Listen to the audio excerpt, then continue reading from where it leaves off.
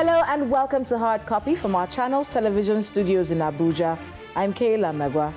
Well, now at least we know what all that delay was about. The Senate has rejected the amendment in Clause 60, subsection 3 of the Electoral Act Amendment Bill, seeking electronic transmission of results to the IREV portal. So, in simple terms, the amendment sought to make that electronic transmission compulsory and done in real time. Our senators have said no, they don't want this. They're sticking with what was in the old act. The presiding officer, in quotes, the presiding officer shall transfer the results, including total number of accredited voters and the results of the ballot in a manner prescribed by the commission, end quotes. BVAS, not smart cards. Electronic generated voter identification, rejected. We still use PVCs here. Vote card buyers and sellers will not face the proposed 10-year ban, just 2 years. But the fine is now 5 million naira from 2 million. Notice of elections by the commission is reduced to 180 days from 360 days. A timeline for the submission of list of candidates by political parties is 90 days from 180 days, among other things. Now, a lot of people are gutted by this, and understandably so. After the election glitch of 2023, many Nigerians hoped the amendment would ensure a more transparent election result transmission, which people can trust. Many people hope that this would be the National Assembly to do this. But no, they are not. And I'm sure they'll give us explanations in the coming days. But how do political parties feel about this? My guest tonight has never been shy about anything, really. How does he feel about this amendment or lack of amendments? How is his party doing? And are they going to make any impact in 2027? The elections, are they going to make a showing? Or is he among the people that the ruling party is accused of wailing on television when they know they don't have what it takes to win anything come 2027? On the issue of nation building, my guest has been advocating for grassroots building through strong, secure, and productive communities. Those communities are about to be safe, fingers crossed. Dad Gvin Anderson, the head of the Africa Command, the U.S. Africa Command, AFRICOM, according to Reuters, confirmed that a small team of U.S. forces has been dispatched to Nigeria, providing, quote, unique U.S. capabilities. So, strong and secure and productive communities, or a Trojan horse. Lawyer and former presidential candidate of the Social Democratic Party in the 2023 elections, Prince Adebayo, joins us tonight on Hard Copy.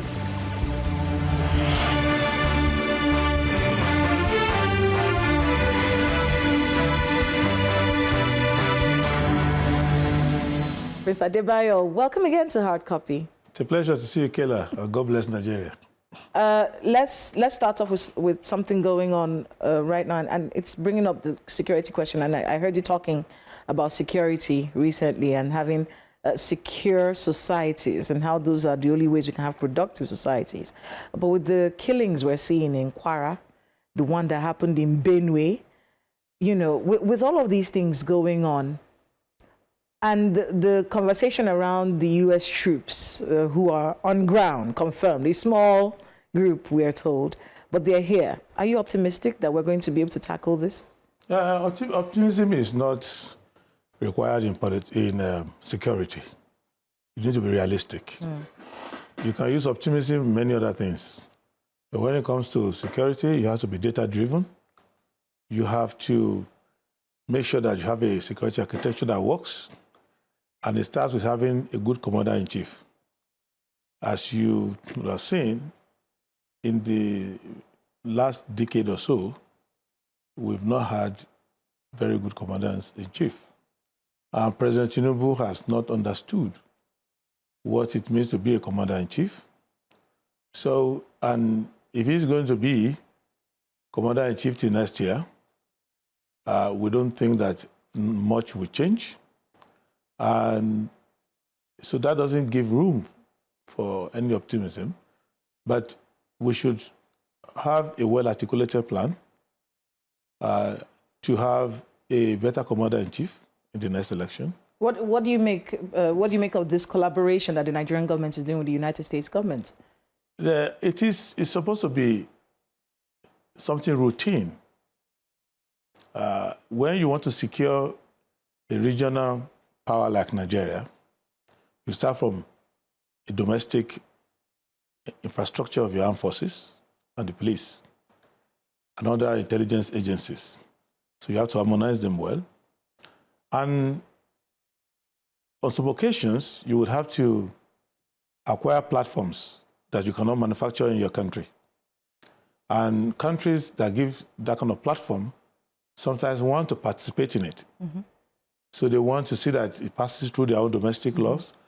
And on many occasions, they would want to participate in it. What has happened in the case of the US is that it's come almost like at gunpoint, because President Tinubu has been so negligent and incompetent to the point where the security of Nigeria became a subject matter in the United States. Well, some people are applauding the way he handled this. Some people are saying that it could have been worse. We could have found ourselves in a situation where we are dealing with the United States as an enemy, but that he diplomatically handled this situation, where we are now working with them as partners to fight a common enemy. They're saying this was a genius way of handling the situation.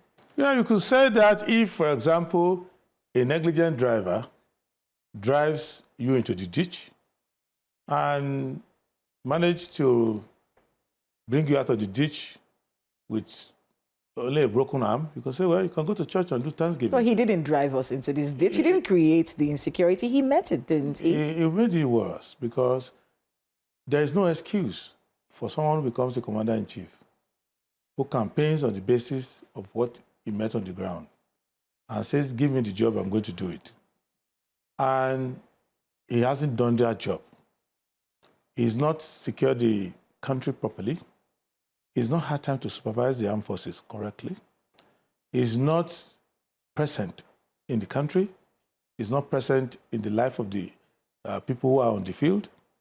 He's not attending to his duties until the United States government, principally Mr. Donald Trump, the president of the United States, started to make some belligerent commentaries about Nigeria, threatening to come here and rescue people and stuff like that. And also that began to affect the regime. The only reason why President Tinubu is paying attention now is that he doesn't want to be a Maduro. So either way, this is not how our Constitution wrote the function of President and Commander-in-Chief. It's supposed to be an autonomous president, internal man, a Nigerian, a patriot, driven by the desire to secure his country, not somebody frightened by a foreign power, who is now, in a way, almost being supervised from abroad. Whereas what you need to do is to have a national security plan, a small component of which requires international cooperation. And that international cooperation is done proactively and subtly, in such a way that you don't have Yankees landing in your town and giving commentaries. Do you think it's a Trojan horse? Well, a Trojan horse is not unusual in international power relations. Nigeria is a beautiful country. Nigeria is a beautiful maiden. And there will be many people who want to marry Nigeria, want to snatch Nigeria, take Nigeria away. The important thing is to have a strong leadership in the country. So Americans, they will not be Americans if they don't have their eyes on sending Trojan horses here. The Europeans will not be Europeans if they can't. The Russians, Chinese, anyone. It's a normal thing. And if as president of Nigeria, if there are things I don't have at home, I will also want to go outside and get them on my own terms. Corruption and collusion amount to majority of the problems we have in our security. Mm-hmm. Because when it has become a monetary thing for them, so those who are in government are making money out of it and they are perpetuating it. And there isn't anything that the Americans are going to do for you. If you're not careful, they will also create an international industrial complex to join with us and perpetuate you over time, because America is a country I've lived in for decades, and they're very good on the ground. but they are lovers of long wars. So they can spend 20 years in Afghanistan, well, it donkey years in Vietnam. So when you want them to be involved in your politics or in your security, you have to be specific.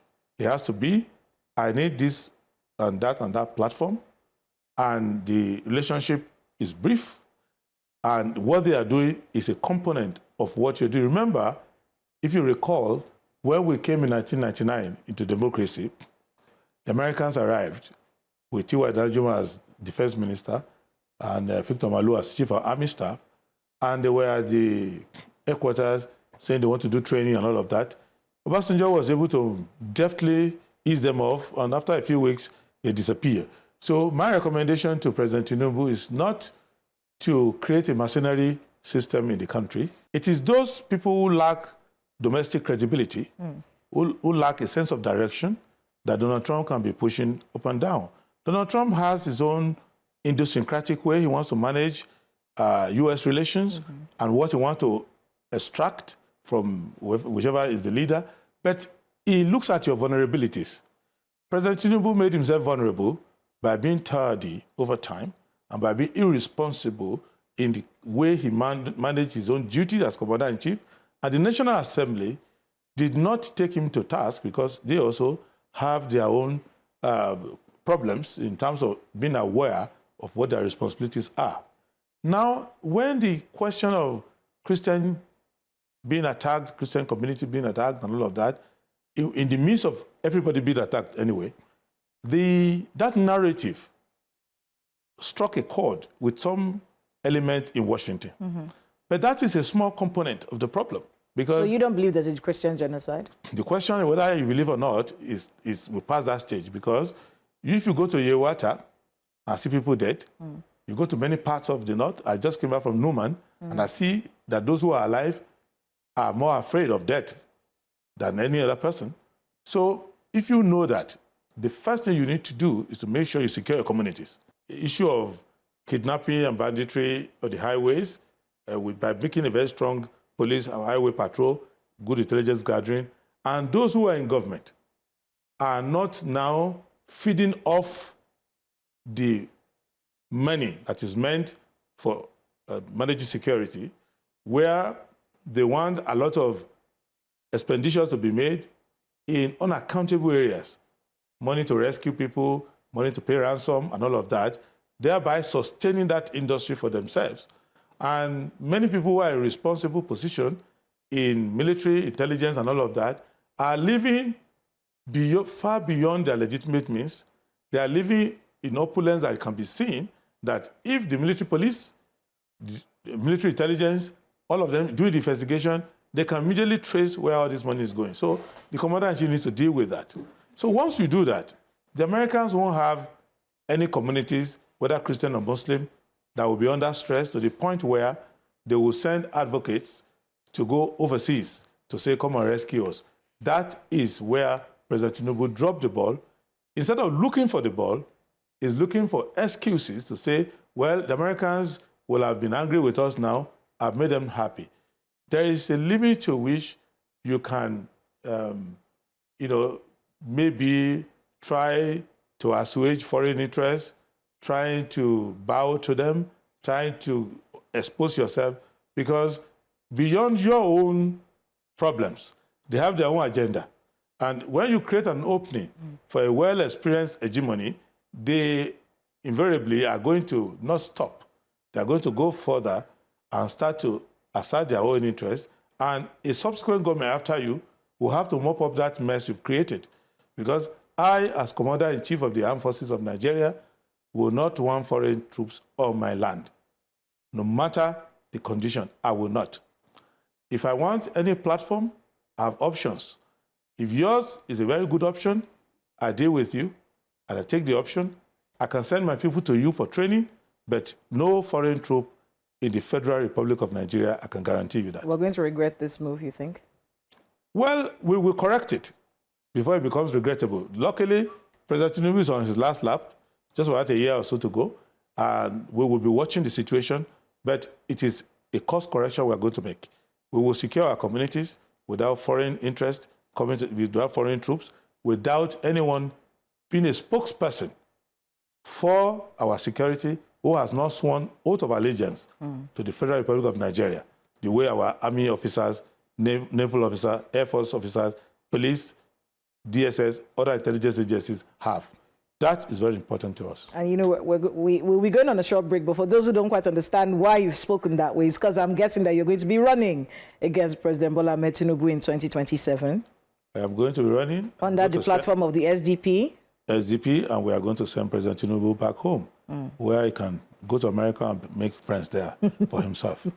But we'll go on a short break, and when we come back, we'll talk a little bit about security. But since you brought this political element where you are going to be throwing your hat in the ring come 2027, we'll take a look at the Electoral Act Amendment Bill, your thoughts on what the Senate has done, and what other things we need to do to make our country better. So please, stay with us on Hard Copy. We'll be right back.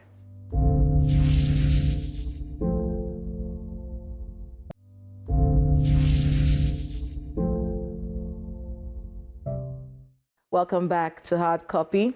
And we have with us Prince Adebayo here with us on the program. Thank you very much for being with us here. It's a pleasure, Kayla. Good to be here. Let's talk about, well, just to wrap up our security conversation, the president has sent troops to Kwara State, at least, and to many of these places where we're hearing all of these situations coming up. There's also a situation where we have some people who have been arrested for a foiled coup attempt, something that we all were in shock. In fact, when the story came out, the first thing that we heard was that it wasn't true. And then after a while, we started seeing people getting arrested, and then there's a court-martial going on, even as we speak right now. Do you think that Nigeria is doing what it can to secure democracy, or are we we're burying our heads in the sand, pretending that there isn't trouble afoot? The custodians of democracy are the people themselves. If there is any threat to democracy at all, it has to be the way the governance is being done. The government of the day has been alienating the people in terms of social, economic, and political rights. And efforts should be made to punish anyone who violates the law. I have zero sympathy for any person who is looking for a military coup. I have zero sympathy for anyone who is rigging elections, because they are equal. You rig election to come to power, and you use the force of arms to seize power. Both of you are felons. Both of you are guilty of crimes against the state. So, if I'm condemning vote rigging, I will even on a louder voice condemn a military coup or any unconstitutional access to power. But the guarantor of sustainable democracy is an open system with an accountable government that is responsible, that's operating within the rule of law. You can court-martial as many people as possible until the people are happy. Democracy cannot be guaranteed. And the duty we owe now in the coming election is to eliminate the possibility that Nigerians can admire anything regarding coup d'etat, because I grew up under the military, and there is nothing good about military coup or military government. However, a civilian government is not automatically democratic unless it abides by the Constitution and implements Chapter 2 of the Constitution, fundamental objectives and directive principles of state policy.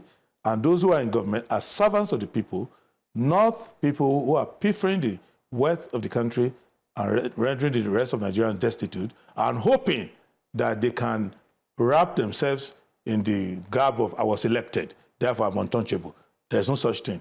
Even if there is no military coup against you, which I'm against, the people are going to rise against you one day, except you give accountability and you give development and progress for the people. Let's talk about the Electoral Act Amendment Bill. Senate has said no to the electronic transmission of results to the IREV. How do you feel about that? I wasn't surprised. I'm a criminologist. On very rare occasions, do thieves catch themselves?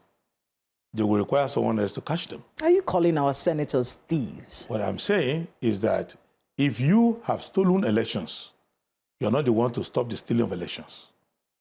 When you want to make fundamental changes in what is wrong, the beneficiaries of what is wrong are not the people you need to rely on. So what we need to do is not to sit down whining. If the president signs it into law and becomes law, we're not worse off than where we are. It's the same law we're using now.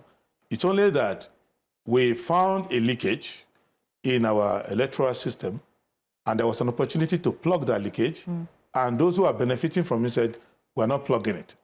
It doesn't mean that the rest of us will now lie down.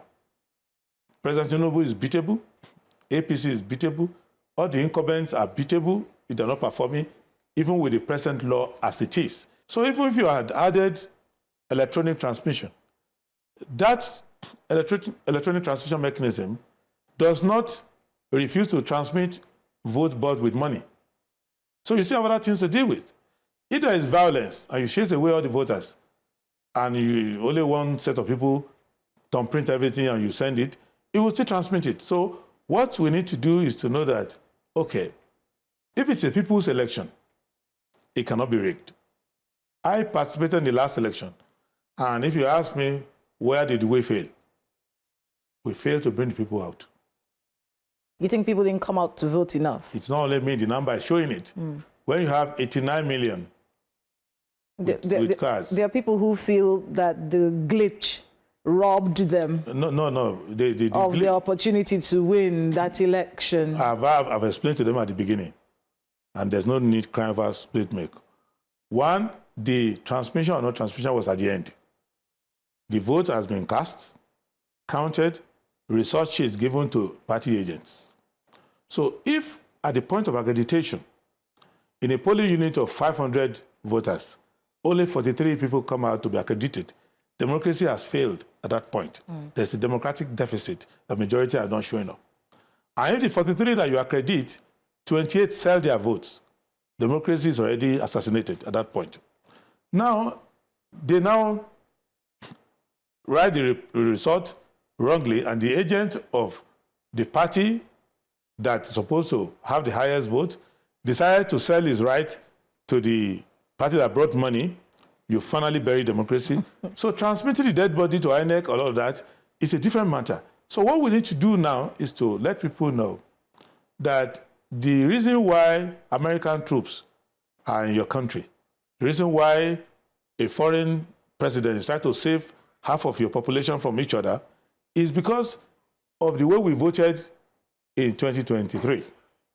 If we had voted a different commander-in-chief and had governed differently, our conversation now will be around development, around growing the economy, not around running around like rabbits in our own country, waiting for foreign people to come and save us. How do you want to beat Tinubu in the next election? With what?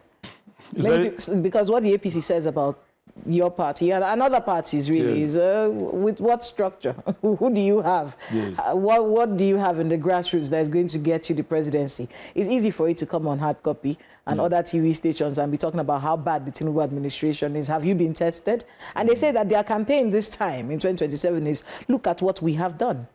Look at where we were. Look at what the interventions we've brought in. We have been tested at a time when none of these people would have survived what we've gone through. And we're not doing anything different from what they said that they were going to do. But now the advantage of so many governors on their side, they believe that they have a grassroots swell and then endorsements coming from everywhere. How is the SDP going to stand against Tinubu and win? First, I thank them for their boastful ways, but they're very clever. They're not just boasting. They are actually working on the ground. So I won't be deceived by the boasting that they are bragging around. I'm concerned about what we do in the grassroots. PDP said they were going to rule forever, but they are nowhere to be found now. With respect to governors going to their side, it brings clarity to the Nigerian people that all the people who are impeding your progress are now lining themselves up in one location. It could be confusing to the people before now for 3 sets of incompetent people to be in different parties competing against each other. So you don't know which one to choose. Now, all the people who are responsible for the problems that Nigeria is facing have agreed to come out and line up like identification parade. All of them are in one line now. And their symbol is that broom. So if you don't get yourself bewitched by that broom, you come on election day, you just make sure you don't vote for them. That way, you've eliminated them once and for all. What is important is to know that there are two narratives here. If it is a politician's election, APC is going to win. If it's a people's election, they will lose and we are going to win. Who is we? SDP. The SDP will win. And how are we going to win? Against the ADC, the PDP, Labour. Let's look at it this way. APC is successful with the political class. You cannot find any experienced politician, any politician who is used to government office, government paraphernalia, be on board here, XZ, former that. They've already recruited all of them. And what they are trying to do is to create a political hegemony where all of them together bury all their differences and they are feeding on the wealth of the people. Now, it is a challenge to the people to now raise a new political class. And that job is not easy to do, but it is a necessary job to do because we are going to replace them with a new set of leadership that have to now go and take a mandate from the people. Now, I am not concerned about maybe other parties can worry because they too are following that model of looking for former this, former that to be on their own. Those are the people who can worry. But for the SDP, we don't want former this, former that. What we want is a conversation with Nigerian people, just like Abiola had. Abiola was not a former this, former that. He was just a businessman and an accountant. And in 1992, he joined the politics and he had conversation across the country, talked to communities, and everybody came together, and June 12th took place, and the SDP won. Now that is the model we're going to follow. It's not an easy task. That's why you don't see us having press conferences every day. If you see a glimpse of us, you will see us in the communities. If you lost the election to President Bola Ahmed Tinubu and he gets a second term in office, and then he reaches out to you and says, come work with me. Let's fix a few things. You seem to have a lot of insights. You've been complaining about my leadership forever. Why don't you come? Let's work together. Would you take that offer? Nigerian people should avoid that nightmare. President Tinubu is not going to work. He's not used to working. It's going to rain. He is not a working president. He is an emperor with so many servants pillaging around in his name. So his interpretation of that office is not a servant leader coming to work for you. He is an emperor at the apogee of his power that wants to give Nigeria a Tinubu singularity, where political power is combined with economic power, business power, administrative power, and is vested in one man. And then he has the lieutenants sent out as consuls and emissaries to different parts of the country and taking over things and bringing into that empire. So that empire mentality is not one for working. And I am not available to be recruited into the personal enterprise of any individual. I want to serve my country. I want a great country where every citizen, no matter their beginning, has a feeling that one, if they want to serve the country, they can be given opportunity if they have the talent. Thank you very much. Thank you. For making out the time to be with us on Hard Copy, and good luck with all the work you have ahead of you. Thank you for a good interview, and God bless Nigeria. That's Hard Copy this week. I'm Kayla Magwa. Good night.